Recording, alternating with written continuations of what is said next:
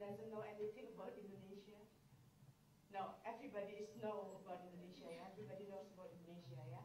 Okay, so I don't think I have to explain Indonesia right now, but I want to inform you about challenges that feminists face in alliance building in Indonesia. Cause are more emphasis how the connection between the national level and the local level, so I will focus on the women's movement and social movement. So,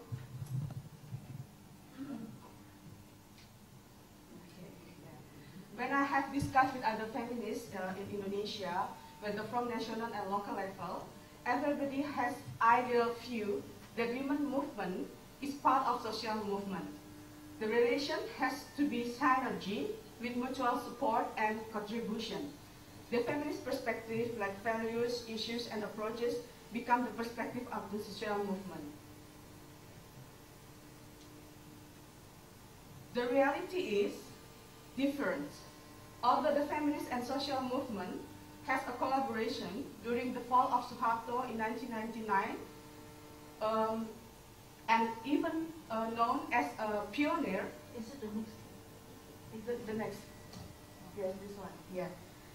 Even women's movement has known as a pioneer during the Suharto regime's fallen.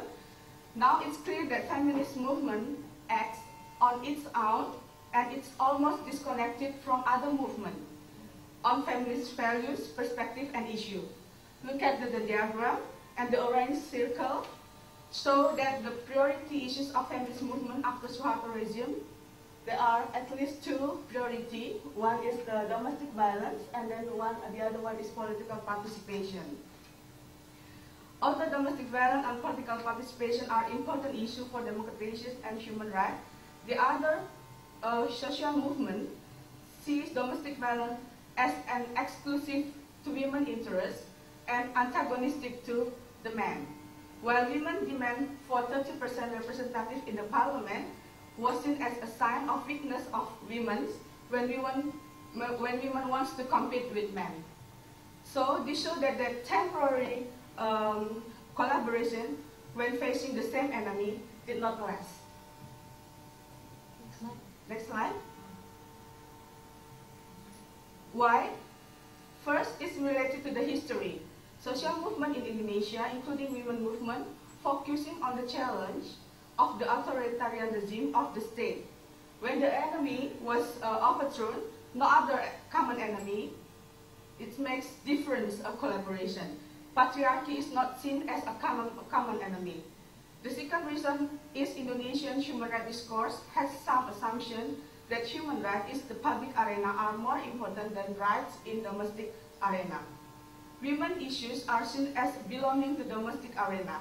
Hence, micro issues not important. Gender bias is still there in human rights discourse. For example, the rejection of gender quota in political participation is one indicator. Besides, no understanding of affirmative action is also an indicator. It broke inconsistency because affirmative action are accepted in subsidies for the poor, but not for women. The third, many activists see the feminist movement is too radical.